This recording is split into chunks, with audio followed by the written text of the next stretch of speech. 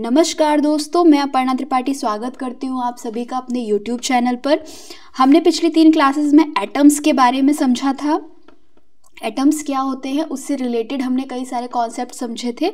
हम फिर से चीज़ों को समझने की कोशिश करते हैं ताकि चीज़ें हमारे दिमाग में एकदम अच्छे से बैठ जाए, हमें कंठस्थ हो जाए।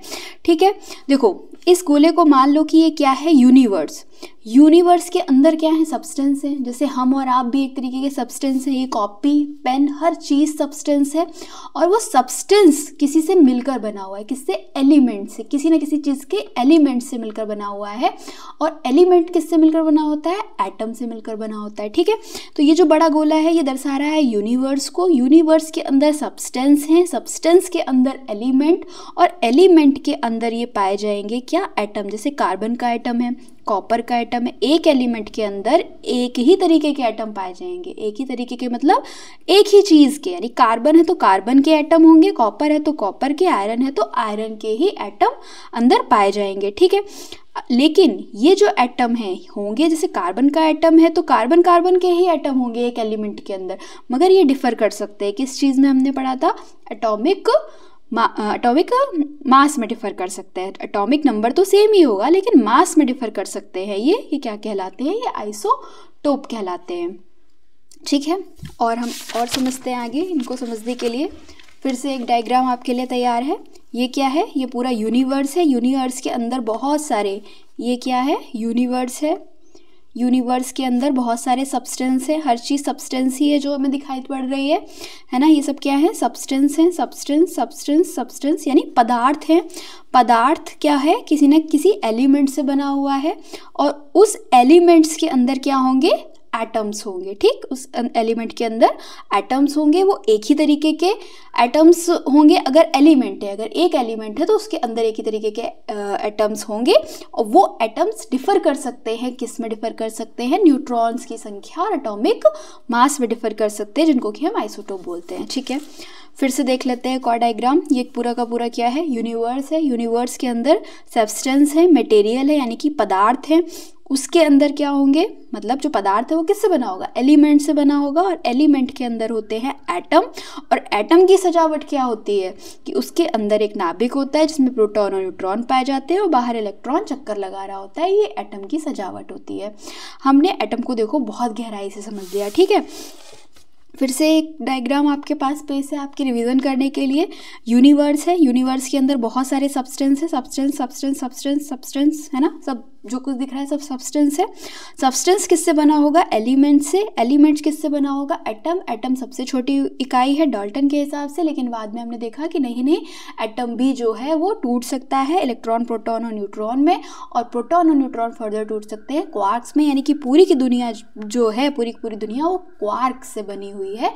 क्वार्क हर चीज़ में पाया जाएगा, हमारे आपके अंदर भी। ये बात दिमाग में घुसा लो, हमारे आपके अंदर भी ये इलेक्ट्रॉन्स जो है ना वो होते हैं। इलेक्ट्रॉन केवल तारों में नहीं होते, ये हमारे आपके अंदर भी हैं। ठीक है, चलो, और हमने क्या समझा था? हमने एटम्स के ही कई रूप समझे थे। जो कुछ भी है सब एटम ही है, अलग से नहीं पढ़ना है। आयन जैसे हमने पढ़ा, तो आयन कोई अलग से कोई रॉकेट साइंस नहीं है, आयन भी एटम ही है। ये किस तरीके का एटम है? आयन जो है वो किस तरीके का एटम है? आयन उस तरीके का एटम है जो या तो विक्टिम होगा, क्या होगा? या तो विक्टिम होगा या तो वो चोर होगा। 2 चीज़ें होंगी। विक्टिम कैसे होगा? विक्टिम तो ऐसे हो जाएगा कि अगर उसका इलेक्ट्रॉन कोई लेके भाग जाए, हो गया ना विक्टिम। बेचारे के पास इलेक्ट्रॉन था और उसको लेके कोई भाग गया, तो अब इसका इलेक्ट्रॉन चला गया, तो अब इसके पास प्लस चार्ज ज़्यादा हो जाएगा ना, क्योंकि प्रोटॉन और इलेक्ट्रॉनों की संख्या एटम में इक्वल होती है। इलेक्ट्रॉन चला गया तो प्लस भारी पड़ जाएगा, प्रोटॉन यानी कि प्लस चार्ज भारी पड़ जाएगा, इसके ऊपर प्लस चार्ज आ जाएगा। ये कहलाएगा कैटायन। तो जो हमारी कैट है ना, कैट विक्टिम है। बिल्ली जो है ना वो बेचारी विक्टिम है, उसका इलेक्ट्रॉन चला गया।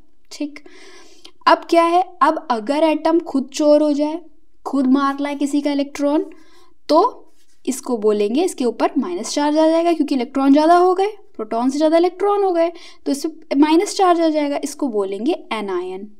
तो आयंस क्या होते हैं? एटम्स ही होते हैं, या तो वो एटम जिसने अपना इलेक्ट्रॉन खो दिया हो, या तो वो एटम जो किसी का चुरा के ले आया हो, वो क्या होते हैं, वो आयंस होते हैं। ठीक है, फिर हमने रेडियो एक्टिव एलिमेंट या रेडियो एक्टिव एटम के बारे में समझा था।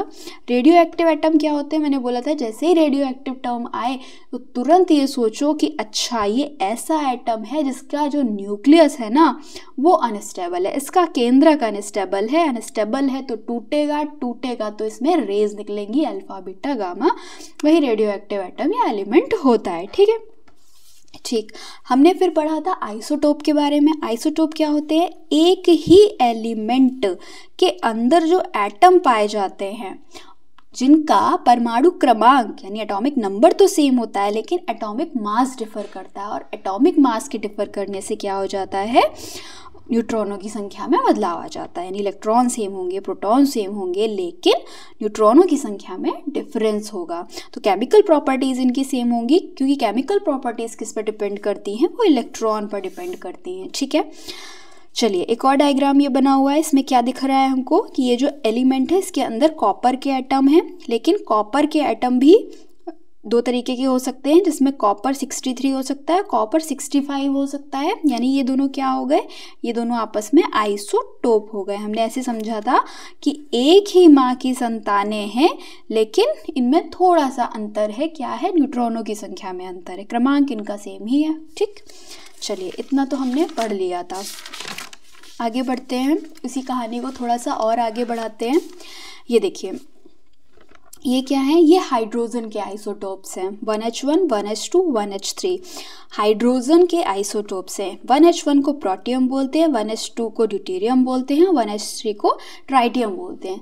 साफ दिख रहा है कि परमाणु क्रमांक जो है वो तो समान है, लेकिन परमाणु भार जो है वो भिन्न है। परमाणु भार भिन्न होने से न्यूट्रॉनों की संख्या में अंतर पड़ जाएगा, क्योंकि न्यूट्रॉनों की संख्या हम निकालते कैसे हैं, एटॉमिक मास में से एटॉमिक